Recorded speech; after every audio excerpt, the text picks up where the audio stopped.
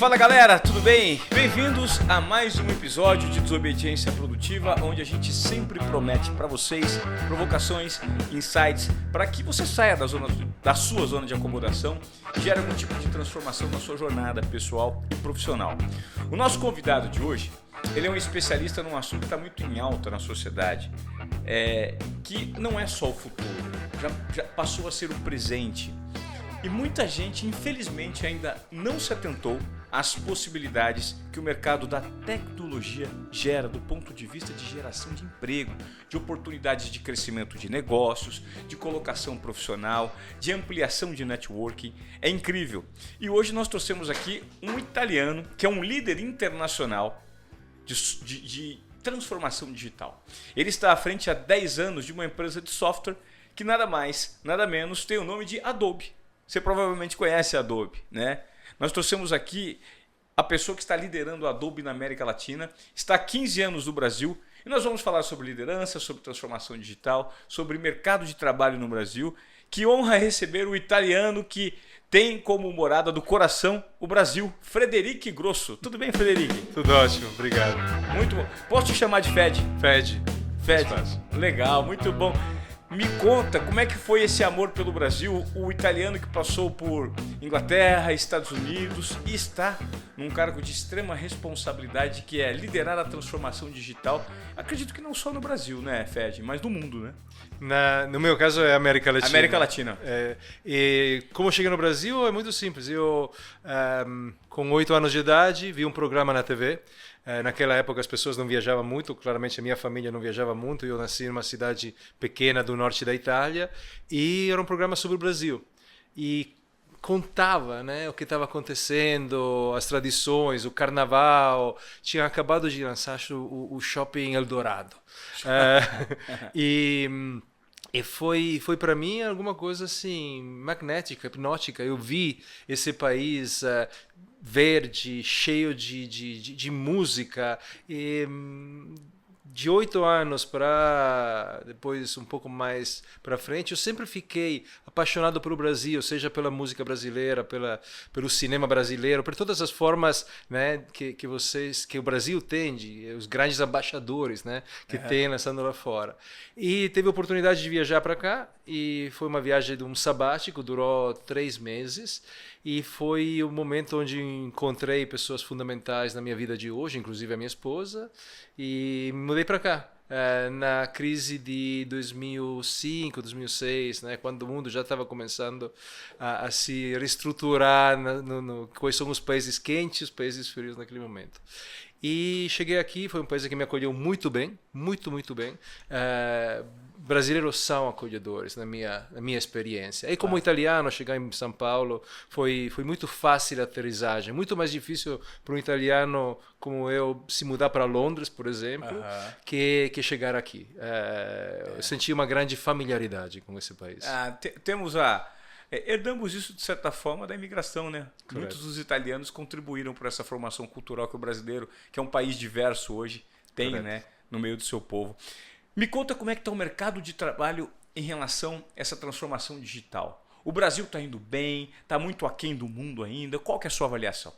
Olha, com certeza existem mercados mais maduros no sentido da escala e da experiência, do tempo que eles estão praticando transformação digital. Mas um fato muito bom para o Brasil é que, embora não tenha acompanhado essa curva necessariamente dos últimos 20 anos, teve um momento, uma oportunidade de fazer um pulo, né?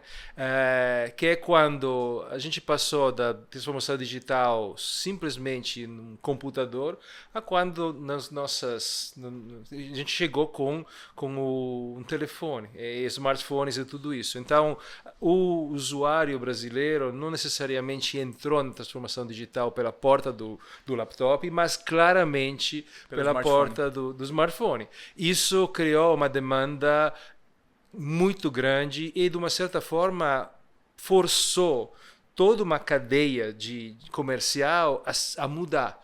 Então não é antigamente eram as empresas que ditavam os canais, né, com que se comunicavam com os próprios clientes. Com essa questão de ter uma grande migração para um canal digital, as empresas tiveram que se adaptar o mais rapidamente possível a essa realidade. Agora, uma observação, vamos dizer, antropológica minha, como italiano que olha o Brasil, o usuário brasileiro é um usuário extremamente curioso. Com tecnologia tem uma facilidade de se adaptar, de pegar, brincar, desmontar, montar, usar, que é única ao mundo. Então, isso eu venho vendo há muito tempo, mas claramente vem acelerando. Não acaso plataformas como YouTube e outras plataformas de mídias sociais têm no Brasil populações enormes. E tem caso de sucesso, de êxito, você representa essa população muito bem. Então, acho que nesse sentido, quando você olha a demanda, né, de conteúdo, a demanda de serviços, a demanda de produtos digitais, o Brasil tem uma altíssima demanda. E isso acaba impactando toda a cadeia. Isso acaba impactando as grandes empresas que precisam se transformar digitalmente e vem fazendo isso há muito tempo, com casos extremamente de sucesso. E tem novos players em todos os setores, que seja financeiro, as telecomunicações, o retail, você vê esse... Então, resumindo, eu diria, Ivan, é um momento muito interessante pelo mercado de trabalho em relação à tecnologia, também porque não é um mercado de trabalho só para tecnólogos. O mercado de tecnologia costumava ser o reino dos engenheiros. Daqueles que têm um conhecimento muito aprofundado. Correto. É o programador, aquele que tem um conhecimento quase esotérico, não, de algo que... Hoje, por ser tão abrangente, para fazer parte do tecido, né, da sociedade, mais ou menos em todas as áreas de atuação, você encontra uma forma de entrar, que seja no marketing, que seja nas áreas de negócios e também em vários setores industriais. Então, não é simplesmente, para você trabalhar em tecnologia, precisa trabalhar numa Big Tech, precisa entrar na IBM. Você pode dizer, eu gosto, por exemplo, de mídia, como estamos aqui. Esse é um produto totalmente digital, certo? Então, tinha uma fase de maturidade, eu acho que é super interessante. E, claramente, a pandemia acelerou isso, como a gente bem sabe, e acelerou também o mercado expandido de trabalho, porque hoje uma pessoa que mora no Brasil não precisa se limitar a trabalhar no Brasil. Como freelancer, pode contribuir ao desenvolvimento digital do mundo. Limites de verdade não sei. Você pode estar aqui trabalhando num projeto no Portugal ou por aí vai. Isso é muito mais comum, muito mais bem aceito. A pandemia, nesse sentido, fez uma diferença. Em relação à formação média do profissional para entrar no mercado de tecnologia, existe hoje uma facilitação para isso? Ou seja, o acesso à informação para a formação de novos profissionais está facilitado, Frederico? Está facilitado. Claramente não é simplesmente não existe só um caminho para entrar no mundo de tecnologia, né? Não é simplesmente vai para a universidade, estuda engenharia, entra para lá.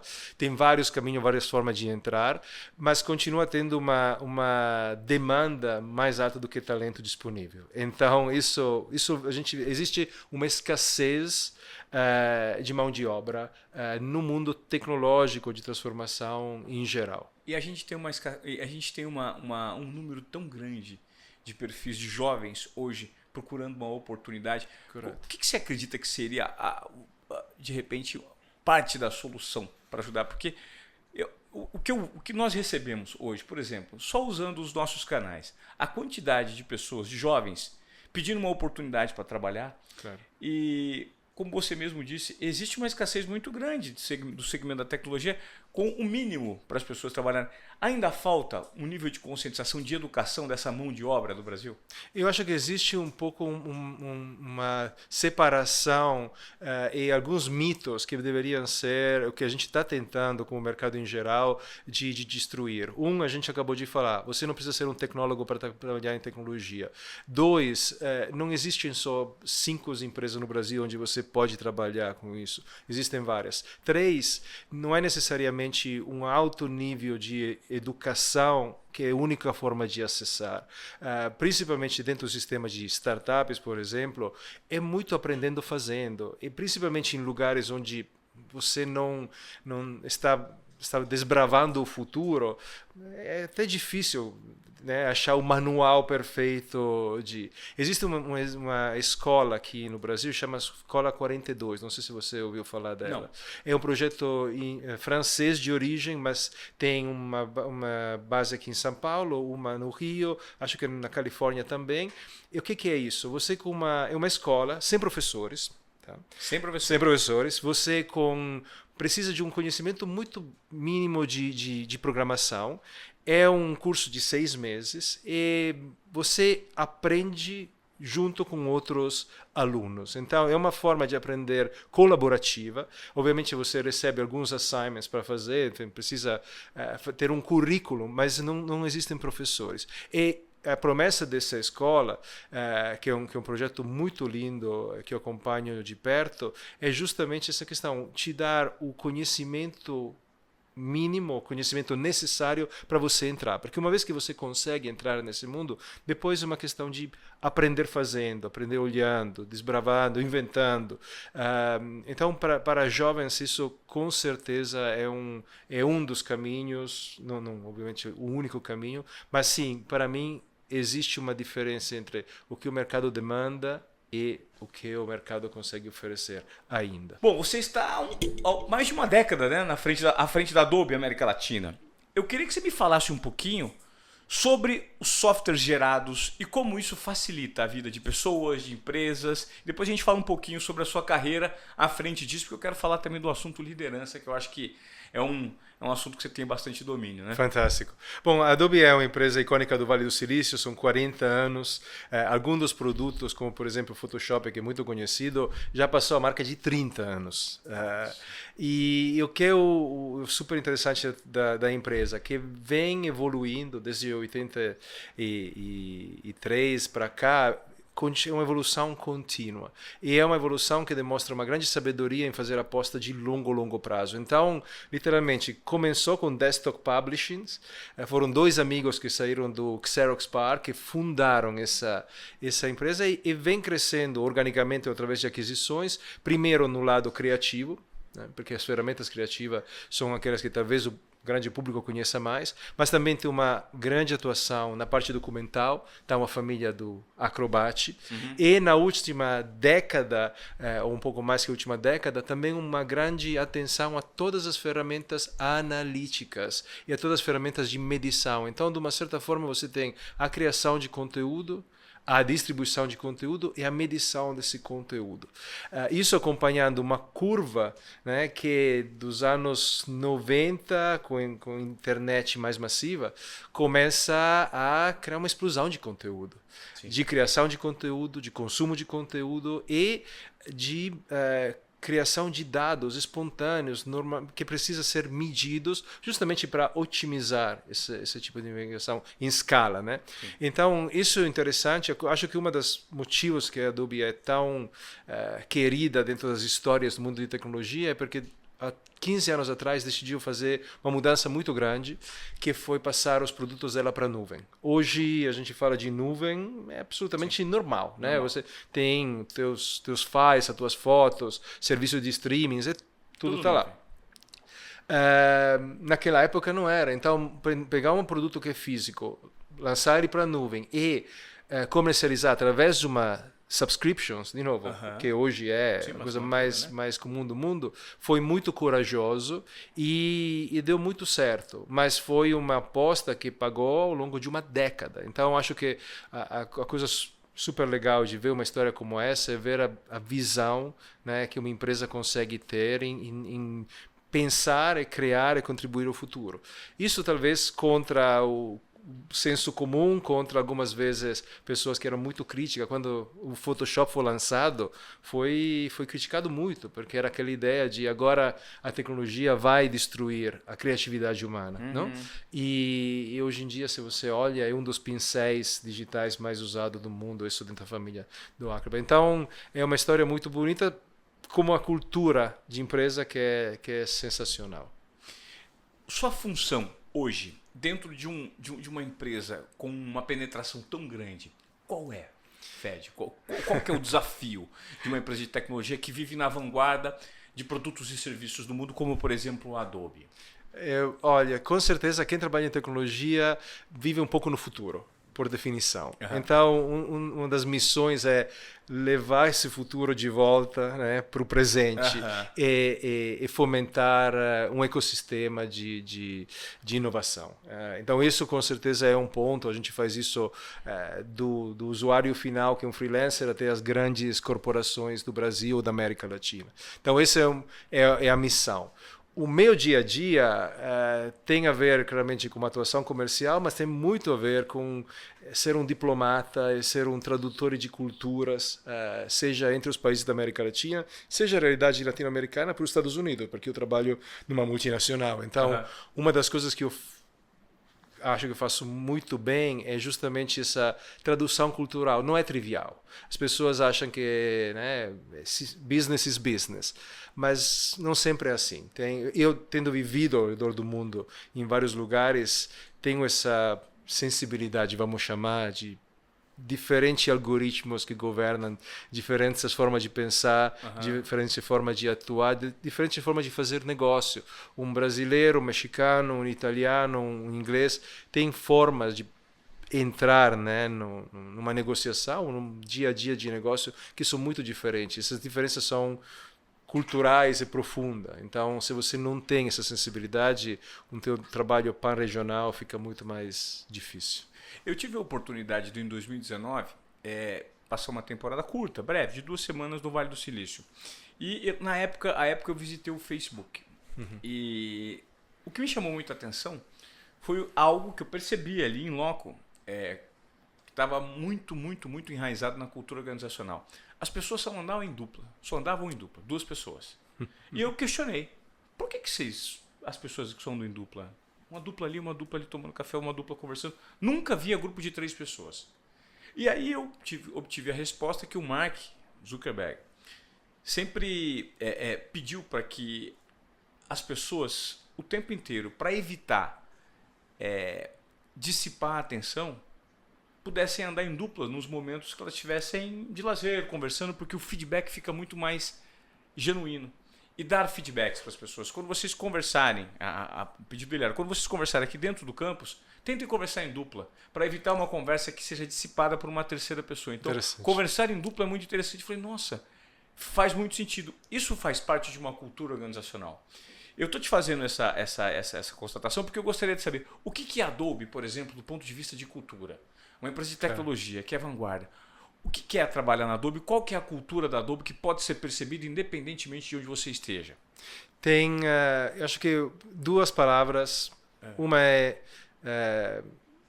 colaboração e a outra é ser genuíno. É uma empresa extremamente genuína.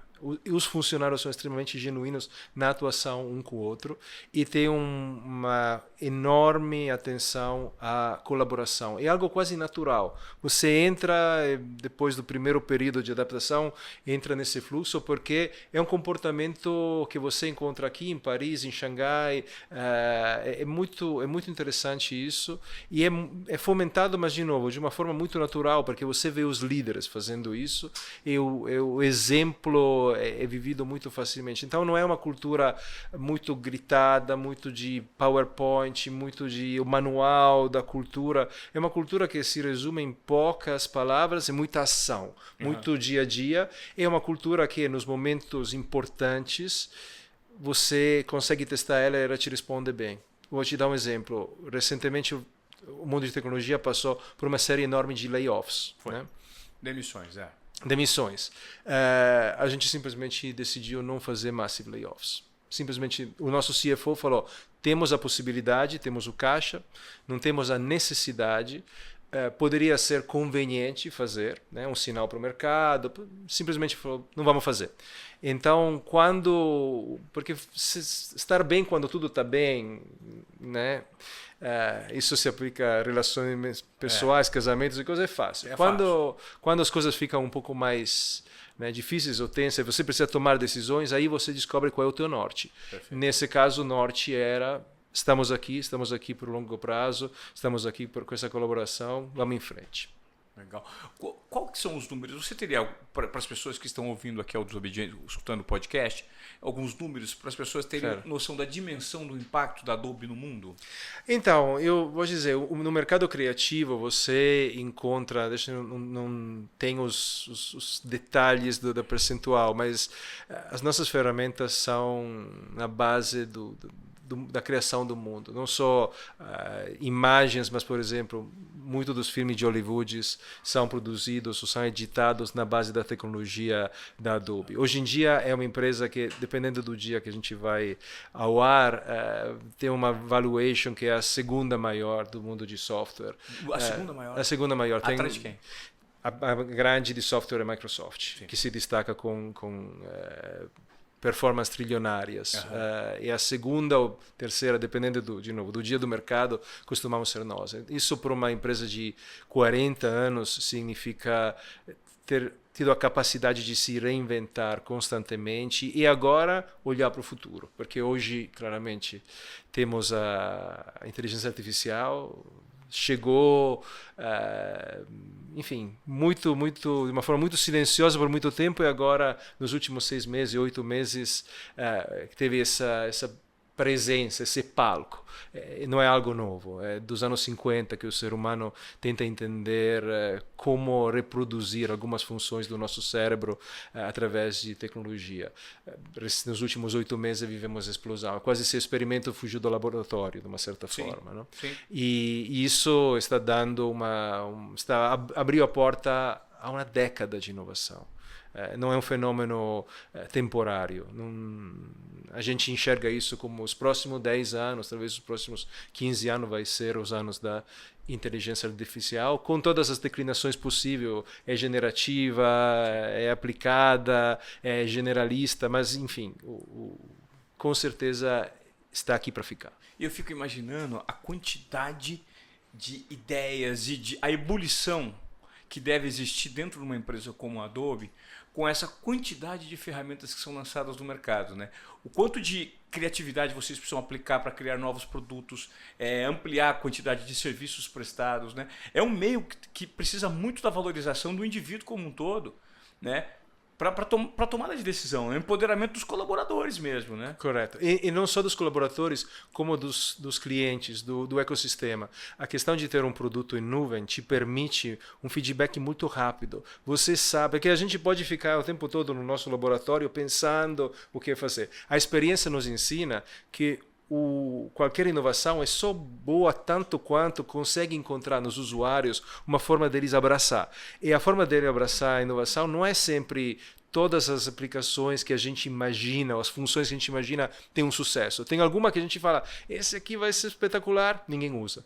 E tem algumas coisas pequenas, funções pequenas que a gente descobre que foram um maior sucesso. Ou algumas gambiarras que usuários acabam fazendo, falam, cara, esse caminho que você sugeriu não é o melhor para mim, o usuário. Então, esse diálogo, que não é um diálogo direto, é um diálogo implícito, né? São nós olhando o comportamento de uso e os usuários funcionando, é muito nesse momento que a inovação acontece. Fora, claramente, as nossas ideias, fora nossos laboratórios, a gente tem grupos dedicados simplesmente a esse tipo de inovação pura. Mas muito é uma colaboração com nossos clientes. Ô Fred, recentemente eu vi uma notícia que me chamou a atenção e é muito interessante quando a gente fala do segmento de tecnologia. Eu vou te fazer essa pergunta porque você é do ramo, do segmento. Há 12 meses, 12 meses, só se falavam de metaverso, NFT, que é o futuro. Você precisa construir sua marca dentro do metaverso, você precisa ter sua NFT, você não está tokenizando, né, os seus produtos? Como assim? E de uma hora para outra, esse papo sumiu. Não se ouve mais falar do metaverso. As NFTs, pelo que eu li recentemente, 95% se provaram sem valor nenhum no mercado, não teve um reconhecimento. Qual é o motivo disso? Não temos tecnologia ainda para esse tipo de avanço? Ou o que seria? Acho que a resposta se chama inverno. A resposta. E por quê? Porque se você vê a evolução de muito tipo de tecnologia, você vê que é comum principalmente tecnologia de ponta, ter esses momentos de alta, e depois uma certa desilusão, em algum caso até parar o jogo.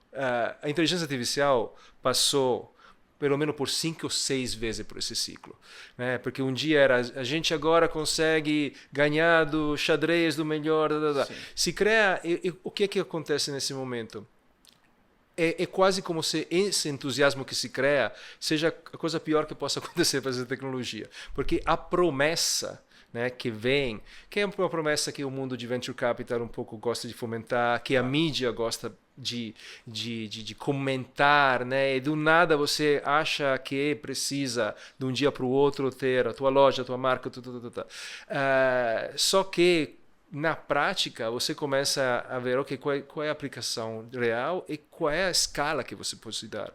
O problema do metaverso, que foi muito mal, na minha opinião, esse não é Adobe falando, sou eu, mal definido, porque virou um termo que era NFT, que era a realidade aumentada ou virtual, que era a tokenização do mundo, a galera do Web.3, tudo misturado, e era muito difícil para alguém conseguir explicar o que é exatamente isso, né? E como ter aplicação prática para marcas, para empresas e para o cidadão comum, né? Exato. Então, e também se o outro problema que sempre tem com as tecnologias de ponta, também foi tocar um ponto que para a nossa sociedade é sempre um pouco difícil, que é a alienação. Você vê a imagem daquelas pessoas de óculos fechadas, aí naturalmente para tipo de ficção científica que a gente lê, você começa a ver, esse é um mundo de alienados, ninguém vai mais falar com ninguém. Claro. Então você começa a misturar tudo isso e começa a ter um certo ceticismo e, obviamente, a caída é tão grande quanto a promessa, né? Se você do nada chega lá em cima, a caída. Eu acredito que, não sei se vai se chamar metaverso, mas o mundo de computação espacial, o mundo de criar essa interação entre o físico e o digital de uma forma muito transparente e fazer esses dois ambientes se comunicar, está aí, está para acontecer. Muito difícil entender qual vai ser o hardware, que ainda não é muito bem definido, embora essa semana o próprio Zuckerberg, que você comentou de uma parceria muito interessante, né, sobre essa forma de novos óculos. E também as pessoas ainda não entenderam qual é o killer app. Vai ser para o mercado de trabalho, ou seja, vai ser uma forma diferente de trabalhar? Nas reuniões remotas ou na prototipação, vai se aplicar muito mais ao mundo do videogames, vai se aplicar à educação. Se você começa a pensar, tem muitas aplicações super interessantes, é isso que poderia democratizar, por exemplo, a educação. Né? Mas, de novo, ainda é difícil identificar qual vai ser em escala a forma de fazer isso. Então eu não sou daqueles que querem simplesmente falar já era, não é, porque falamos da inteligência artificial de uma forma muito parecida há muito tempo. E tem casos de uso pelo menos das realidades aumentadas e virtuais, que são super interessantes. Hoje a gente vive uma sociedade imprevisível, não linear, caótica, ansiosa, e tudo isso, de certa forma, gera uma insegurança muito grande, né? Principalmente no cidadão, no usuário. E acredito também nas empresas, porque é preciso ter um direcionamento de para onde ir. São tantas possibilidades, né? Você citou a questão dos venture capitals. É impressionante, eu me lembro que há 3, 4 anos no Brasil, os fundos de venture capital que apostavam em novas startups estava bombando, um monte de gente fazendo aporte de dinheiro. Hoje você vê que isso reduziu assim, de uma maneira muito significativa. As big techs, as grandes empresas, Facebook, fazendo demissões em massa na América Latina, no mundo. Diante disso tudo, o excesso de informação e uma informação pouco selecionada faz com que as pessoas fiquem mais ansiosas. Não tá difícil viver no mundo de hoje, Fed? Quando a gente fala de tecnologia, não gera um pouco de susto na cabeça das pessoas, dos profissionais? Meu Deus do céu, o que eu vou fazer? O que eu preciso aprender? Né? Como lidar com esse dia a dia de hoje? Eu sei que essa pergunta é um pouco complexa. Ela é parte do que eu tenho estudado recentemente e dividido com as pessoas. Né? E você que está nesse segmento, como é que você tem tido essa percepção? Existe uma resposta, talvez pareça muito simples, mas não é. Bom senso. A gente tem muita informação, mas a escassez, na minha opinião, é bom senso. É bom senso porque, naturalmente, nos ciclos de notícias que a gente hoje em dia consegue acompanhar, você vê quanto ou tem o paraíso ou o inferno, tem e cada dia mais, para chamar a atenção das pessoas, você se cria um ciclo de ansiedade. Eu não estou culpando a mídia por isso, mas é um ciclo de ansiedade. E no final das contas, quando você vê os grandes movimentos que estão acontecendo, que vão acontecer, não são diferentes do movimento do passado, no sentido, o ser humano é muito bom a subestimar o curto prazo e também é muito bom a não entender as implicações de longo prazo. Então, eu acho que em vez imediatista, né? Ele gosta de resultado imediato. Sim. E também de medir o impacto positivo ou negativo no curto prazo. Tipo, agora o trabalho vai acabar porque é inteligência artificial. Agora o metaverso vai deixar todo mundo alienado. Não é exatamente assim, mas a realidade é tecnologias tão fundativas como aquelas que a gente está vendo. E não é só inteligência artificial, é biotecnologia, tem uma computação quântica. O impacto de longo prazo é muito difícil a se prever. E aquele de curto prazo talvez não seja tão relevante assim. Ou seja, o teu trabalho não vai necessariamente ser destruído nos próximos 6 meses. Mas como é que o mundo e o mercado de trabalho vai ser daqui a 10 anos por causa do impacto da inteligência artificial? E, by the way, não é que exista só um caminho. O ser humano, nós como sociedade, temos uma função nesse jogo. Temos uma forma de influenciar. A tecnologia não é que a internet exista só um possível internet, por exemplo. A gente decidiu como sociedade que o internet era da forma que era. Gratuito, com publicidade paga.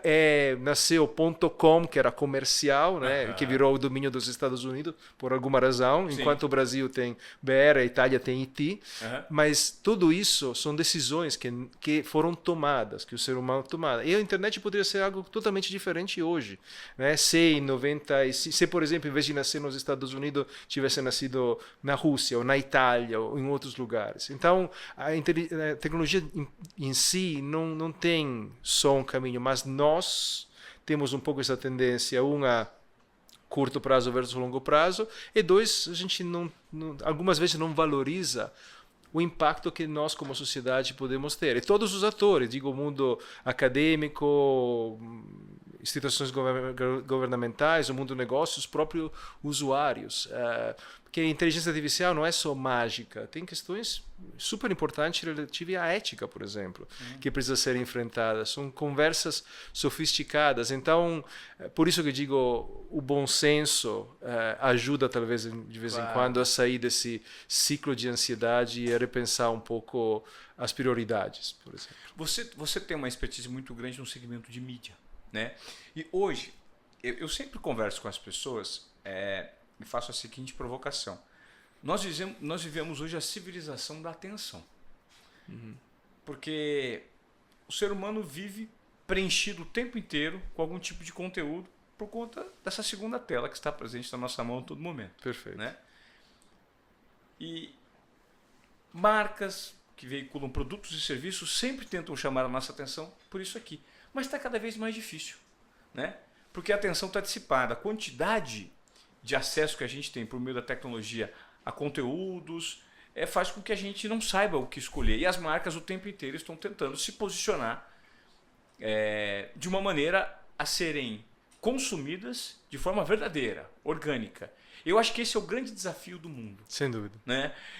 Hoje, com a experiência que você tem em mídia, qual que é a sua avaliação desse mercado? Qual que é o grande desafio desse mercado? Do ponto de vista do consumidor e das marcas.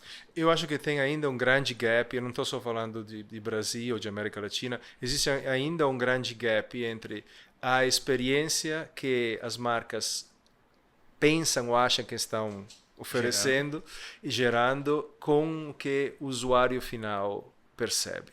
Ou seja, quando você fala com muitos CEOs, é muito comum ele te dizer: a gente oferece uma experiência digital ou física excelente.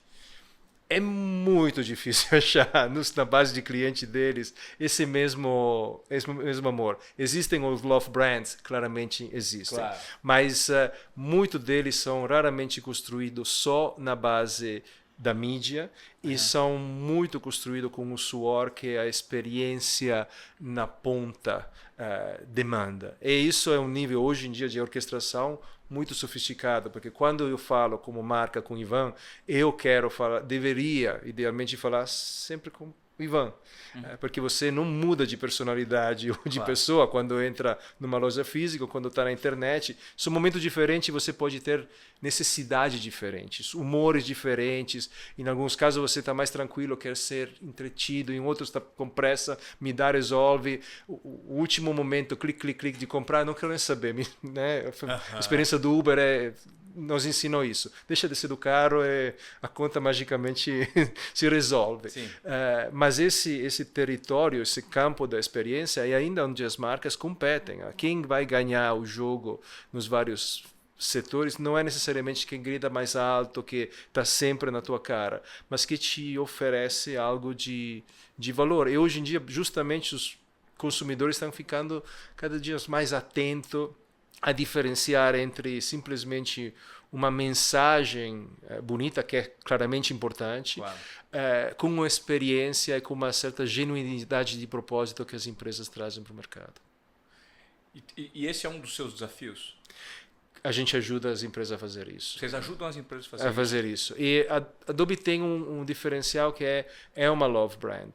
Eu vi eventos onde alguns dos nossos clientes choram ao ver o fundador do Photoshop se apresentando ou coisa dessa. Então tem um apelo diferente, porque a gente, por muitos casos, vende inovação e os pincéis que você usa para trabalhar. Mas não é a mesma coisa vender isso que vender, por exemplo, um serviço financeiro, ou vender um pacote de dados por telefone. É um trabalho, eu acho, mais difícil e, sem fazer nomes, acho que o Brasil tem excelência justamente pela herança de criatividade que temos, pela herança de entender como comunicar com as pessoas, com a empatia que o país sempre parece ter. Então, tem marcas extraordinárias nesse sentido, mas é um trabalho do dia a dia e acho que o livro de como fazer isso, pelo menos eu ainda não encontrei. Está sendo escrito. O livro é tentativa e erro, né? As marcas se posicionaram com uma tentativa de abordagem e corrigindo os erros para que a narrativa seja construída de uma maneira assertiva, principalmente usando esses dados que você... Correto. Tem muita empresa hoje que ainda não apura, não percebeu que está vivendo numa sociedade analítica, Fed, porque o que nós vivemos numa sociedade digital é um fato, mas tem muito dado sendo gerado que ainda está pouco digerido para dar direcionamento. Sem dúvida. Então, essa famosa centralidade do cliente passa necessariamente por dados. E o grande desafio não é que as empresas tenham uma má intenção ou não sejam inovadoras. É que sofisticado e complexo o problema de ter dados que vivem em diferentes repositórios, em diferentes formatos, porque a tua conversa com um call center não é exatamente um teu e-mail, a tua conversa na loja tem uma série de inputs que você precisa começar a racionalizar e trazer para o centro do jogo para otimizar. E o outro desafio é fazer isso em tempo real. Porque no momento que você sai da loja, já era, isso já passou. Então, uma forma assim incrível, voltamos ao começo do comércio, voltamos à experiência 1 a 1. Quem ganha esse jogo é que consegue te dar a impressão, a experiência de você de verdade ser o único cliente que essa marca tem no mundo. Eu tenho um exemplo que aconteceu esse final de semana comigo. Eu estacionei o meu carro no aeroporto de Guarulhos. precisava fazer uma viagem que saía de Guarulhos. Depois de 24 horas, eu voltei. E fui pegar o meu carro no estacionamento. Cheguei cansado, porque tive que fazer uma palestra, voltei, fiz um bate-volta. Guarulhos não é perto, né? Guarulhos é um aeroporto que foi um pouco distante da cidade de São Paulo. E quando eu fui pagar o meu ticket no estacionamento, caminhei um monte, porque o aeroporto é grande. Cheguei na porta do estacionamento, porque eu sabia que tinha um totem lá. E eu li, totem em manutenção. Mas totem em manutenção? Isso significa... Apertei o interfone não funcionava. Eu vou ter que voltar para o aeroporto gigante para tentar pagar o ticket. Ou seja, já estou pagando e não estou pagando barato. Claro. E preciso necessariamente arrumar como pagar. E fui tentar procurar um guichê físico, porque eu precisava de um cupom fiscal. Claro. Não tinha. A placa do guichê era... esse posto não tem mais atendimento, você precisa se dirigir aos totens do outro lado. E quando eu cheguei dos totens do outro lado, dos 5 totens à disposição só tinha um funcionando. Os outros 4 estavam em manutenção.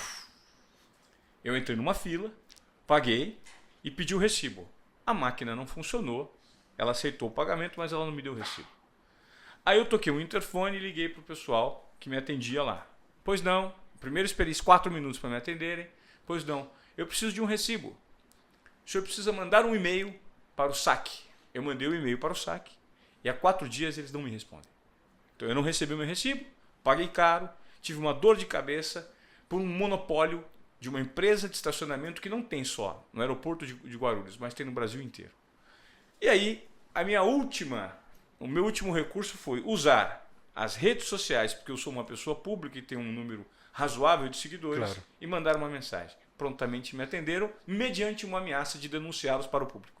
Claro. Então, infelizmente, eu noto que essa é a realidade hoje, não só dessa empresa de estacionamento, que não resolveu o meu problema, mas como todas as outras empresas que servem produtos e serviços do Brasil e que tem um nome grande. Agora, eu fico imaginando, essa é a experiência do usuário. A experiência da empresa e os desafios que ela tem do ponto de vista interno são enormes, porque o número de atendimento é grande, mas parece que o usuário nunca está no centro da atenção, né? E eu vou ser atendido, certamente. Eles vão me mandar o recibo porque eles têm medo do estrago que uma mensagem negativa minha vai gerar.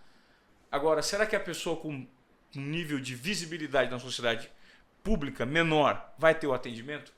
Claro. Isso é um problema enfrentado hoje pelas empresas, né? Todas as empresas têm. Justamente porque a complexidade aumentou muito. É multicanalidade, 24/7. Tem um desafio de escalar o atendimento de uma pessoa para uma pessoa. A tecnologia dos bots claramente chega, mas, de novo, não estamos falando de algo que não tem falhas, como no teu caso ou em outros casos. Então, isso é ainda. Então, tem um certo pioneirismo nesse momento de transformação digital aplicada à experiência, um nível de escala alto, porque projetos menores, atendimentos é possível, mas fazer numa escala que uma big tech de mensagem, ou qual é a última vez que você abriu um aplicativo de mensagem e não funcionou? Sim. Provavelmente nunca. Nunca. Né? Então, mas ele está resolvendo em escala um problema único, simples, tá? Começa a ter diferentes produtos como um banco tem, começa a ter todas as questões não só de privacidade, mas também de segurança no meio de tudo isso. Você começa a entrar num nível de sofisticação que não é trivial. Então eu tenho uma certa empatia porque eu vejo que genuinamente as empresas querem fazer. Não é mais aquela questão, tecnologia não interessa mais, internet, todo mundo sabe. Todo mundo sabe, ou se não sabe, não deveria estar, ou não vai estar lá na liderança por muito tempo. Isso eu não tenho dúvida. Mas, uma vez que você tem essa realização, vamos fazer bonito, ok. O que significa? É complexo. É complexo. Do ponto de vista de liderança, isso exige uma liderança muito empática, muito inclusiva. Eu queria que você me falasse um pouquinho dos requisitos necessários hoje para você liderar, Fed, e liderar bem. Perfeito. Dando voz à diversidade, Perfeito. ouvindo pontos de vista divergentes dentro de uma corporação. que eu acredito que muito do seu papel hoje em dia, né? Sem dúvida, sem dúvida. E você já mencionou duas palavras que são fundamentais, com certeza a empatia, com certeza a inclusão. Existe antes da empatia, antes de você conseguir exercer empatia, você precisa se conhecer, exercer uma certa empatia com você mesmo. Quem não sabe exercer empatia com si mesmo, dificilmente consegue fazer isso com o outro. Então, o líder de hoje tem um desafio em se conhecer. E não é só o conhecimento técnico, porque era uma vez que o melhor líder era aquele que conhecia mais que todo mundo. Hoje, com a velocidade da tecnologia, principalmente, com a novidade do ciclo das mudanças, você nunca vai ser, ou raramente vai ser, um executivo de alto escalão e ter o mesmo conhecimento que algumas pessoas que acabam de sair, por exemplo, de uma grande universidade têm num assunto. E então existe essa diferença. E o líder nunca foi cobrado para ser uma pessoa que entende as emoções da organização. Mas hoje as empresas não são mais, ou acho que não vão ser mais, aquela pirâmides, né, que parece o Cirque du Soleil, onde tem as pessoas, lá em cima tem um cara lá em cima. Sabe a pirâmide do Cirque du Soleil? Sim. É um network. Hoje é um organismo, empresa. Eu sou parte desse organismo, eu sou parte desse network, mas não necessariamente eu sou, em algum momento, a parte mais importante desse network. Tá? Não sou um nodo, como se diz, né, do network mais importante. Então, o tema da colaboração é muito, muito importante, e a colaboração não existe sem uma cultura que fomente uma abertura de diálogo. Você falou antes de retroalimentação, feedback. Sem feedback, esquece. Você vira um líder solitário, um líder onde as pessoas não têm a vontade de falar o que eles pensam, e um líder solitário hoje é um líder perdido. Assim como um político solitário, um político perdido, assim como um professor universitário solitário, você não pode se isolar, não pode fechar, não pode criar um sistema, né, onde as pessoas têm medo de te falar. E a cultura de feedback é algo que você precisa fomentar, é um músculo, é algo que você fomenta no dia a dia. Porque não é aquela questão, vamos fazer no final do ano uma grande revisão, onde a gente discute tudo o que aconteceu. Não. Cultura de feedback é sair de uma reunião e falar, cara, aquilo aí eu acho que a gente poderia ter feito diferente. Esse é um feedback. Tá? E cultura de feedback é um gestor pedir para as pessoas que lidera, me diga 3 coisas que eu poderia fazer diferente, ou que eu poderia fazer melhor. Né? E quando você cria esse hábito, mas deve ser uma coisa de hábito, não pode ser uma vez por ano, não pode ser o presidente foi no cursinho lá de coisa, voltou tudo cheio de feedback, agora gente, me passem os feedback. Não é assim que funciona. É criar um ambiente seguro onde as pessoas falam, cara, posso ir para o FED e falar, discordo, não é assim, olha que isso está errado. E a gente fala, ok, vamos discutir, vamos... Então, quanto mais você fomenta isso, quanto mais você tem uma cultura de inovação, é uma cultura contemporânea, vamos dizer. Eu li recentemente uma pesquisa, eu não me lembro a fonte, foi de uma empresa de software, de um aplicativo de recursos humanos, eu não me lembro o nome agora, mas a pesquisa apontava que 65% das pessoas não se sentem felizes nos postos de trabalho, né? E parte da reclamação está relacionada à ausência de feedbacks. Elas não recebem feedback. As pessoas... E o ser humano precisa, né, ver resultado. Quando você vai para a academia levantar um peso para você ficar com o músculo maior, se você não tiver feedback do espelho, depois de um certo tempo, você desiste. Perfeito. Né? E infelizmente não existe feedback nas empresas. As pessoas estão carentes desse feedback, né, Fed? E vai muito no que você falou. Hoje, dentro do seu segmento, da sua área de atuação, você fomenta no dia a dia esse tipo de cultura? A gente tem conversas muito, muito abertas. Todo mundo sabe que se pode falar de tudo, e que uma reunião comigo, raramente uma reunião muito diretiva, é muito uma reunião de brainstorming. Então, algumas vezes tem o meu colaborador que fala, Fed, mas você já sabe para onde você queria chegar, porque eu acho que essa participação, essa capacidade que as pessoas tenham uma voz, é muito bom porque eu não sou o dono da verdade, ponto. Nessa velocidade que a gente atua, se você é um líder que sabe tudo, conhece tudo, já tem todas as respostas, você tem uma certa alienação na sua atuação, fora que você é um gênio, é ok. Mas não é o meu caso. Eu preciso da inteligência coletiva para ir para frente. Então, eu acho que é um ambiente prazeroso de trabalhar, onde a gente consegue baixar um pouco aquela tensão, onde a gente consegue baixar um pouco a politicagem algumas vezes, e onde as pessoas veem que tem um futuro para elas, né? Porque hoje em dia simplesmente ter alguém que te manda para cá e para lá, faz isso, faz aquilo, pode ser interessante em algum estágio da tua carreira e em alguns momentos de empresa. Tem momentos muito difíceis onde alguém precisa tomar decisões e assertivas, algumas vezes decisões rápidas, tá? Mas em geral, acho que a possibilidade de criar um ambiente onde as pessoas se sentem que estão participando, que tem uma voz, parece tão banal, tão básico, mas de novo, voltando àquela palavra bom senso. É assim que as pessoas se sentem participando, não é postando lá no LinkedIn, agora vamos mudar o mundo. Não. Onde é que eu estou nessa pegada? Onde é que eu estou nesse vamos mudar o mundo? Como é que é o meu pedaço de mudar o mundo? Né? Porque se não tem isso, se não tem feedback, se não tem crescimento, então é só salário. E salário, tem um salário aqui, tem um salário lá, tem um salário lá. A diferenciação é 6 para meia dúzia, acho que é a expressão brasileira. Então, é um pouco por aí. Feedback é oxigênio da inovação, de uma liderança moderna. Você é um dos líderes de uma empresa de criatividade que tem um posicionamento muito apaixonado pelo mercado, pela transformação que vocês geram, né? É uma transformação muito verdadeira, muito genuína, há muito tempo. Hoje, acredito que o grande desafio é como implementar essa transformação para os clientes de vocês, claro. Né? E com o mindset de gestores que às vezes não se enquadram muito, claro. Né? Que às vezes tem dificuldade. Qual que é a percepção que você tem das dificuldades de mindset de alguns clientes que vocês têm para se adaptar no mercado, a esse novo momento, como você estava dizendo, empatia, escutativa, tem muito gestor ainda rígido e duro no mercado, Fred? Eu acho que existe todo tipo de gestor, eu acho que a gente vem há 10 anos pelo menos já se alimentando através de blog, através de livros, através de podcast, o mercado em geral já entendeu a pegada, né, famosa, é a Kodak contra o Instagram, é distribuição. Eu acho que essa ficha de verdade caiu. O que talvez algumas vezes seja difícil implementar no dia a dia é aquela atitude de curiosidade. Eu acho que é uma palavra que falta muito.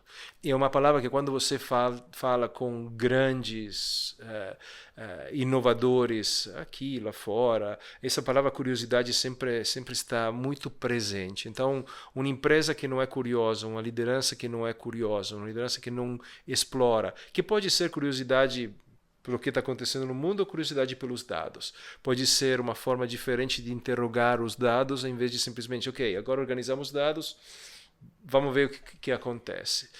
Então, acho que isso talvez seja uma das coisas que algumas vezes faltam. Mas não vamos esquecer, existe uma geração entrando no mercado de trabalho que já vem com esse chip. Eu acho que um dos desafios talvez seja que hoje tem 6 gerações trabalhando. Então, como gestor, como é que você consegue criar um ambiente produtivo, de uma certa desobediência em algum caso, homenageando o teu... Mas como é que você consegue fazer isso e fazer isso funcionar? Não é trivial. Não é trivial porque, em alguns casos, você tem enorme experiência e neto. Do outro lado tem uma galera que chega com uma criatividade extraordinária. E as duas coisas, às vezes, são misturadas. Eu não estou tentando fazer um estereótipo versus uma área e outra. Mas a convivência dessas 6 gerações no mesmo ambiente de trabalho é algo que, para um gestor moderno, não é trivial. Levando em conta, Fed, toda essa experiência que você tem, né? Passando por vários países, a experiência cultural, essa experiência dentro do mundo corporativo, lidando com líderes, atendendo grandes clientes na América Latina. Para onde você acredita, né, que esse mundo vai com essa nova geração? Assim, eu sei que é uma pergunta bem genérica, né? Eu queria saber um pouco do seu ponto de vista. Você é otimista em relação a todas essas possibilidades tecnológicas, em relação ao amadurecimento humano, em relacionado a esse uso dessas tecnologias? Para onde você acha que o mundo está caminhando? Eu sou, por definição, otimista em relação à tecnologia, sem perder, de novo, o bom senso. Eu acho que o que vai ser um dos grandes desafios é, estamos vivendo num mundo hiper tecnologizado em termos de gadgets e de aplicativos. Entender quais são aqueles que servem e que não servem é um desafio não trivial.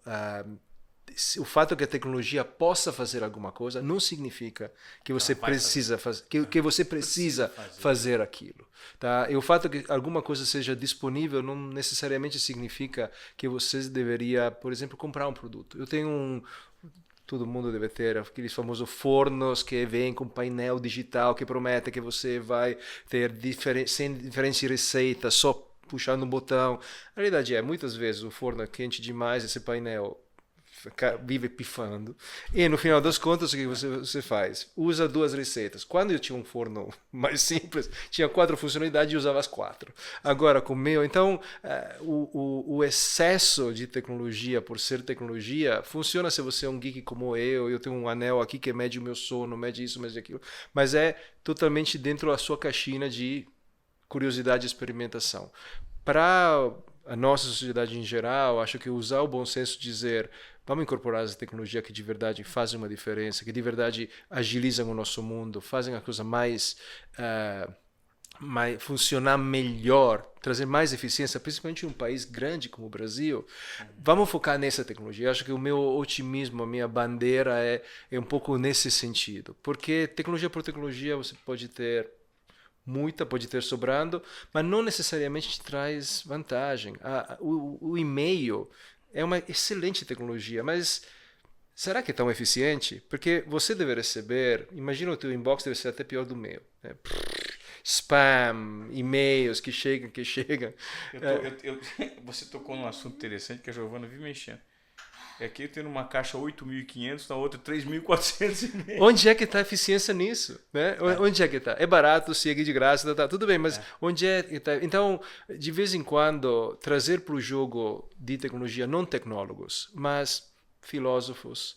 Eu gosto de escutar pessoas, sociólogos, antropólogos, eu gosto de escutar pessoas com uma visão diferente. O assunto de tecnologia é importante demais para ser deixados aos tecnólogos. Assim como o marketing é importante demais para ser deixado simplesmente ao mundo do marketing. Estamos falando de grandes fenômenos que precisam hoje de uma colaboração diferente. Você hoje não constrói um carro autônomo só com engenheiros. Você precisa de alguém que entenda de lei, alguém que entenda de urbanística, um filósofo para decidir se aquele carro no momento X vai atropelar uma pessoa, 3, e como decidir isso, tá? Então, eu acho que o assunto de tecnologia, para mim, precisa sair do domínio específico e começar a ser algo que a gente dá conta que tecnologia é o mundo. Software é o mundo, é parte como as nossas estradas, como nossas praças, é parte do que nós somos e precisamos ter vários inputs. Então a minha visão positiva é quanto mais intelectuais, filósofos e outras funções entram no jogo e começam a decidir o que é ética. O que significa ética? Inteligência artificial, vou te dar um exemplo, se me permite, muito rápido. Claro. A gente está aplicando inteligência artificial à criação de imagem, né? Você dá um prompt de texto, cria uma imagem. Qual é o aplicativo? Se chama Firefly. Firefly. Firefly. É como se é um chat GPT de imagens. De imagens, exatamente. Aí, não é o único, você tem vários, tem aqueles que fazem, você consegue criar a imagem do Biden, que vai de motocicleta. No nosso, o que a gente decidiu desde o começo é só as imagens autorizadas a ser usadas dentro de um acervo a gente vai aplicar essa tecnologia. Por quê? Porque se simplesmente eu pego a inteligência artificial e jogo solta em qualquer tipo de imagem, qualquer tipo de repositório, aí começo a entrar numa área muito cinzenta de onde é o direito autoral. Você criou uma imagem, alguém pega essa imagem, manipula um pouquinho com a inteligência artificial, fala, essa aqui é minha. E aí? Enfim, então, de novo, não é porque a tecnologia pode fazer alguma coisa que você precisa, ou pode, ou deveria fazer aquela coisa. Então, até a inteligência artificial, a gente tem um certo vamos dizer, controle, né? Não é assim solta, não é selvagem, não é um vírus que escapa e vai. Temos forma de canalizá-la de uma forma, por exemplo, ética. Então, nesse Firefly, ou você faz o upload da tua própria imagem, certificando com a tua própria imagem, ou usa a imagem de um acervo onde os criadores falaram: eu estou confortável a essa imagem ser licenciada e usada e manipulada. Porque não todo artista, não todo gráfico quer que você vai lá e fale: então bota uma estrela aqui, um porquinho aqui. Por quê? Então, enfim, são nuances, mas é isso que significa fazer tecnologia e criar o futuro. Em decisões que não parecem grandes, mas são éticas e são fundamentais. Eu estou participando de um curso de graduação na Escola de Negócios São Paulo, que é o SER, e que o Alexandre Fialli, que é o idealizador desse curso, ele cunhou uma nomenclatura que ele acredita que o CEO do futuro, do presente na verdade, ele vai deixar de ser o Chief Executive Officer para ser o Curator of Engineering Officer. É um Perfeito. Curador Perfeito. de segmentos da sociedade que vão de fato trazer assuntos relevantes para as corporações que não sejam só daquele nicho específico, né? Perfeito. Aquele nicho de execução. A gente está vivendo um momento de transformação de uma pós-modernidade. Perfeito. Né? E essa pós-modernidade, cadê o subjetivo de cada um? A gente valoriza muito as aplicações práticas de tudo, né, Fred? E o subjetivo fica esquecido. Muito bom. Né? Muito bom. Existe alguma pergunta que eu fiz para você, que eu não fiz para você, que você gostaria de ter falado de algum segmento? Você não fez, mas eu posso responder. Claro. Há algo que para mim é sempre muito querido, que é tendo viajado e vivido em vários lugares do mundo, eu tenho um insight que se aplica muito bem a quem quer aprender idiomas. Uhum. E, por sinal, falando de empregabilidade, se existe um gap no mercado brasileiro, na minha opinião, é essa dificuldade das pessoas falarem inglês. Okay? Ou uma segunda língua. Isso de verdade é um diferenciador que põe, por exemplo, um país como a Argentina ou México na frente da gente nesse sentido. Tá? Isso é uma realidade. Quando as pessoas me falam: tudo bem, mas como é que eu faço para aprender idiomas? Tem várias formas de fazer. Claro, os cursos são muito importantes. Para mim, duas coisas. Um é: quem tem ouvido musical, escute muita música. Porque no final das contas não é só como é que você pensa, mas também como é que você exprime o que você está pensando. Claro. É um sotaque que vai um pouco mais para o inglês natural, o inglês americano, britânico é bom. E outra coisa é: assista comédia. Assista muita comédia. Assista comédia, idealmente stand-up. Porque o que eu, enfim, descobri no mundo as pessoas choram e se assustam sempre pelas mesmas coisas.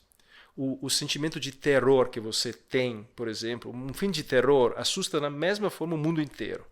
Agora, as pessoas riem por motivos muito diferentes. E cada país, até dentro de um país, cada região tem um humor. Né? Eu estava com alguns amigos curitibanos outro dia, eles estavam me explicando, eu tenho absoluta ignorância dessas nuances, estava me explicando um pouco qual é a diferença entre um humor carioca e um humor paulista ou curitibano. Então, assistir comédia te dá uma chave muito importante, porque você começa a escutar algumas gírias, mas mais importante que isso, você começa a entender o que faz aquele povo rir. E o que faz aquele povo rir te dá chaves entre quais são os tabus daquele povo. Porque normalmente a comédia sempre tende a brincar um pouco ao redor desses tabus. Né? E você aprende muito mais sobre um país uma vez que você entende qual é o senso de humor que esse país tem. Então, você me perguntou, mas de todas as minhas viagens, tudo isso, eu tivesse que encapsular um insight, legal. Com certeza é isso. Muito interessante. E como é que você usa o seu tempo hoje para você se reinventar, né? Se manter relevante no segmento que você está, absorver conhecimento? Você é um cara de leitura, você é um cara de filme, de teatro, de podcast? Quais são as suas fontes de conhecimento hoje e onde você tira a sua inspiração, Fred? Eu sou um cara de livros. Eu tenho sem dúvida, eu tenho uma livraria tão grande que o meu maior meu maior pesadelo é o dia que eu preciso mudar de casa, porque aí vai ser uma mudança muito grande. Então, para mim, são livros. Eu tendo a resistir um pouco mais ao ciclo de notícias, não acompanho com toda a atenção ou toda a urgência, né? Mas tem claramente alguns blogs que são uma referência, mas eu tendo a ir muito pelos livros quando se trata de conhecimento técnico, ou eu tenho o privilégio de ter acesso às pessoas, né, que fazem, que estão fazendo. Então, são conversas, né, no final do dia, onde você começa... Eu peguei insights incríveis recentemente, justamente falando numa conversa de um barzinho à noite com quem faz. Hoje o mundo é muito mais... Principalmente a tecnologia desse nível, você precisa falar com as pessoas que estão fazendo, porque a gente já falou, não tem um manual. Sim. Necessariamente. Um atendimento personalizado, né? Uma atenção direcionada faz a diferença, né? Mas eu tenho essa sorte, não todo mundo tem, mas eu acho que a leitura, para mim, é um instrumento fabuloso e menos focada em sensacionalismo, mais focada em análises profundas e quanto mais, principalmente em tecnologia, algumas fontes onde você entende que a pessoa não está tentando de vender alguma coisa, mas está analisando o mercado. Então tem grandes intelectuais que estão fazendo isso no Vale do Silício. Kevin Kelly é um cara maravilhoso nesse sentido. Tem muita gente. O Pascal Finetti. Tem várias vozes que você pode escutar. E depois a outra coisa que eu sempre tenho vale a pena lembrar que o Vale do Silício, embora eu represente o Vale do Silício é só um dos hubs de tecnologia e de inovação. A gente precisa explorar o resto do mundo ocidental e também a gente não pode... Sempre me surpreende um pouco que conversas sobre inteligência artificial raramente incluam a China. Não saber o que está acontecendo na China é como conhecer só metade da história sobre inteligência artificial. Mas não, agora é só 2 empresas, tem aquela ChatGPT. E lá? Será que não está fazendo nada? Nossa. Eu sei que estão fazendo. Mas é assim em Israel, é assim outros hubs. Tem um mundo, o mapa do mundo é muito maior do que a gente está desenhando de vez em quando. Fed, muito obrigado pelo seu tempo, pelos seus conhecimentos aqui no Desobediência Produtiva. Eu acredito que muito do que você falou, esse é o nosso objetivo, né? Tem gerado algum tipo de provocação na nossa audiência aqui, algum tipo de insight, para que as pessoas consigam se transformar, né? Para que as pessoas... A gente se propõe a ser um hub de conhecimento também, né? Para gerar provocações por áudio, por vídeo, para as pessoas. Vamos dar uma entrevista agora para 2 pessoas que estão aqui fazendo um TCC, 2 estudantes de jornalismo que tiveram a oportunidade de acompanhar a nossa entrevista. Mais uma vez, muito obrigado pelo seu tempo, pelos seus conhecimentos e foi um prazer te entrevistar. Igualmente, Ivan. Muito prazer. Obrigado. E você que acompanha o nosso episódio até aqui, você já sabe, né? Você vai compartilhar esse conteúdo com quem precisa ouvir sobre transformação digital, sobre o comportamento de liderança, sobre mudança de mindset, sobre empatia, sobre o nível de importância de colaboração com seus liderados. Enfim, esse episódio foi repleto de insights para a gente e eu espero genuinamente que vocês possam compartilhar mais esse episódio de Desobediência Produtiva com Federico Grosso, que esteve aqui hoje, o cara que está à frente de uma empresa incrível na América Latina, a Adobe, empresa de criatividade. Mais uma vez, prazer. Obrigado, Ivan. E até a próxima. Valeu. Obrigado.